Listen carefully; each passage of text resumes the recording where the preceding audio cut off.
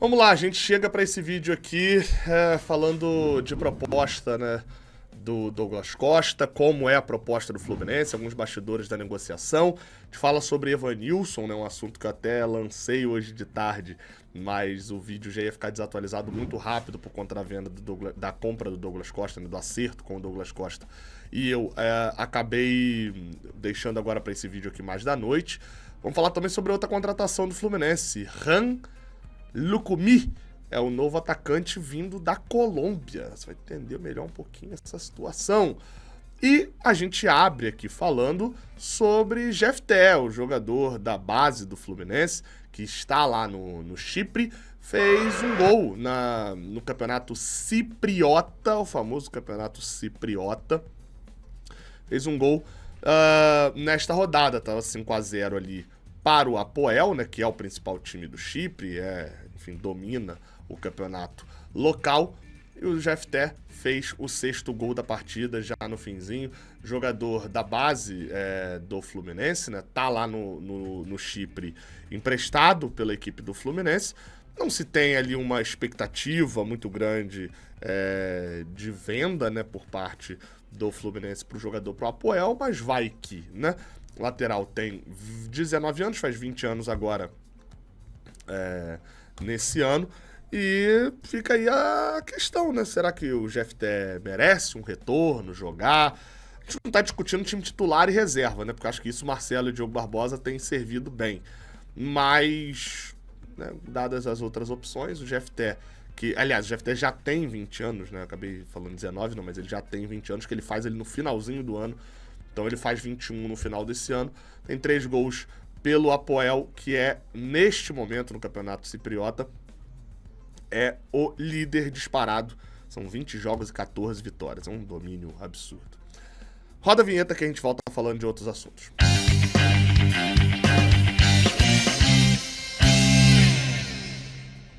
Seja bem-vindo, você guerreiro de todo o Brasil, de todo o mundo. Aqui é o canal Raiz Tricolor. Eu sou o Gabriel Amaral, eu sou jornalista por formação e sou tricolor de coração. Deixa um like aqui embaixo, tá? Se você quiser. Se inscreva aqui no canal, se você puder. Isso ajuda bastante a gente aqui. Passamos os 224 mil inscritos, tô querendo chegar aos 225. Estamos com quase 225 mil inscritos. Então deixa a moral aí embaixo, se inscrevendo aqui no Raiz Tricolor. Estamos aqui já, na teoria, no 4º vídeo do dia, né? Porque no final das contas é o 3º que você tá vendo, porque o outro eu tirei ele de última hora.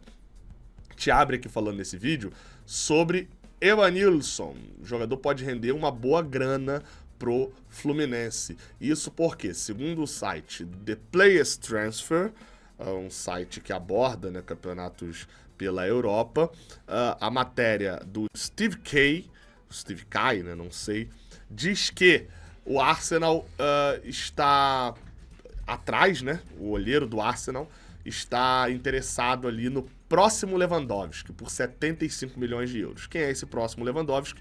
É Evanilson. Segundo a matéria, Evanilson tem 15 gols e 5 assistências em apenas 22 partidas nessa atual temporada jogando pelo Porto, inclusive gols na Champions League, e que, segundo a matéria, o novo olheiro do Arsenal, dos Gunners, Paulo Xavier, foi contratado especialmente pela sua experiência com jogadores sul-americanos. E agora ele está procurando outro brasileiro para poder liderar ali o ataque do Arsenal.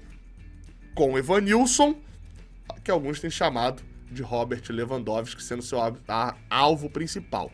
O Arsenal precisará pagar um valor de 75 milhões de euros para ter Evanilson. Só que muitos dentro do clube do norte de Londres acham que o Evanilson vale mesmo esse dinheiro. E aí, dado o potencial que ele tem, o Arsenal pensa em fazer esse investimento. Tem alguns como Gabriel Martinelli, Gabriel Jesus, Gabriel Magalhães e Marquinhos já dentro do seu elenco. E aí fala que é interessante a gente sempre saber o que eles pensam da gente, né? O que eles pensam dos jogadores que a gente revela. Aí fala que Evanilson chegou no Fluminense em 2013, passou pelas categorias de base do clube, 7 anos depois assinou pelo Porto uma transferência no valor de 8 milhões e 800 mil euros. Marcou 51 gols em 134 jogos no time português. E aqui, inclusive, ainda diz que o Evanilson comentou numa foto que o Paulo Vieira e o Gabriel Martinelli postaram no ano passado. Né? Fábio Vieira. É Fábio Vieira? Ah, tá. Ele postou, já comentou nessa foto no vestiário. Já ali, enfim, mostrando algum entrosamento com esses outros jogadores do Arsenal. O que importa pra gente aqui nesse caso é quanto que pinta nas contas de Laranjeiras. Cara, um bom dinheiro, tá? Isso porque o Evanilson, quando saiu do Fluminense, você tá olhando aí a nota oficial da saída do Evanilson do Fluminense, tá dito aqui no texto que o Fluminense tinha 10% dele e 20% da taxa de vitrine. Razão pelo qual ficará com 30% do resultado financeiro obtido pela Tombense na venda para o clube português. Ou seja, ele saiu com o Fluminense vendendo ali, na teoria vendendo 10%, mas ficando com 30% do valor. Só que diz aqui que o tricolor permanecerá com 6% dos direitos econômicos sobre o percentual da Tombense numa futura venda que seja realizada pelo clube português. Ou seja, o Fluminense segurou 6%, segundo a nota oficial emitida logo após a venda do Evanilson. 6% deste valor, mais o mecanismo de solidariedade que o Fluminense tem ali direito a cerca de 4%, o Fluminense ficaria com 10% do valor da venda. E aí, meu amigo, a gente vem para aquele famoso cálculo de padaria aqui e bota 75 milhões de euros, vezes, vamos botar o euro por 5, tá? 375 milhões de reais.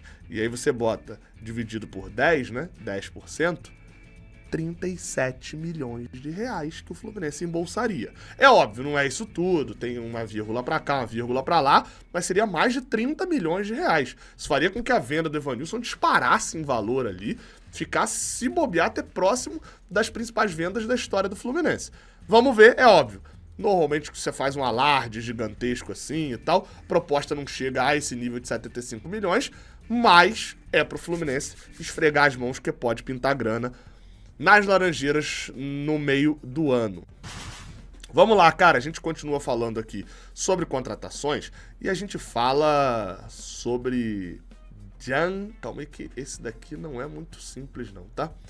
Can Lukumi, ou Ran, né? Um J ali em espanhol. Can Lukumi, promessa colombiana, segundo o GE. Globo, jogador do Boca Juniors de Cali, na Colômbia. Chegou o tricolor pelo empréstimo de 1 ano. O Fluminense está pagando, segundo a matéria, $100 mil por este empréstimo que prevê uma opção de compra para o jogador. Segundo ele, Lukumi eles, né, no caso a matéria do Gustavo Garcia e do Marcelo Neves, o Lukumi é considerado uma aposta no Fluminense, assim como foi o John Arias, que chegou em 2021. E que o sucesso de John Arias ajudou na contratação de Lukumi, já que a Colômbia se tornou um país observado mais de perto pela diretoria tricolor. Ele vinha sendo acompanhado pelos scouts do clube e foi uma indicação aprovada. No ano passado disputou 33 jogos e marcou 6 gols na segunda divisão colombiana, que é onde o Lukumi tem jogado. O jogador colombiano tem 19 anos, está na sua 3ª temporada como profissional. É um jogador de muita velocidade, eu vi alguns lances dele. Não posso mostrar aqui, obviamente não fazia a menor ideia que ele existia, né? É um jogador bem desconhecido, mas é jovem, vem por um preço muito baixo. Só que o que não está ali na matéria do GE, mas foi divulgado pelo nosso amigo jornalista colombiano, Julian Capera, aqui nesse tweet dele, é um jornalista youtuber também, tem o seu canal ali no YouTube em espanhol, e ele fala que o extremo Can Lukumi será o novo jogador do Fluminense, chega cedido, né, por empréstimo, com opção de compra vindo do Boca Juniors de Cali, segundo deu a notícia o GE. Globo. E aí ele traz aqui a informação de que os agentes, os empresários do Lukumi são os mesmos empresários do John Arias, é o grupo Forza. E isso aqui mata um pouco a charada, né? Aí o que se especula agora, né, é que, de um lado, tem gente que tá achando que isso já é a garantia do acerto para renovar com o John Arias, e tem do outro lado, que é o lado inclusive que eu tô, que é o empresário sugeriu e o Fluminense, para ter uma boa relação com o empresário e facilitar uma renovação, quem sabe, aceitou. De qualquer maneira, vamos avaliar aí o Lucumi, que não seja só uma vinda pro Brasil para botar o Fluminense no currículo e voltar pra Colômbia com o Fluminense no currículo e fazer só o nome por aí. Tem que jogar bola. Agora, por outro lado, também fico preocupado com uma coisa. A gente já tem, já acabou as vagas do Campeonato Carioca, né? Até ele chegar aqui e ser registrado, a gente já parou de jogar com time alternativo no Carioca. A gente já tem. Pro ataque, além de John Kennedy e Cano, que são centroavantes, a gente já tem John Arias, Douglas Costa, que acertou, vamos falar dele agora, Terãs, que já acertou também, só não foi anunciado ainda. A gente tem Keno, ainda tem Isaac, Lelê, a gente tem um monte de jogador. Esse jogo, o cidadão aí vai jogar quando? Hein?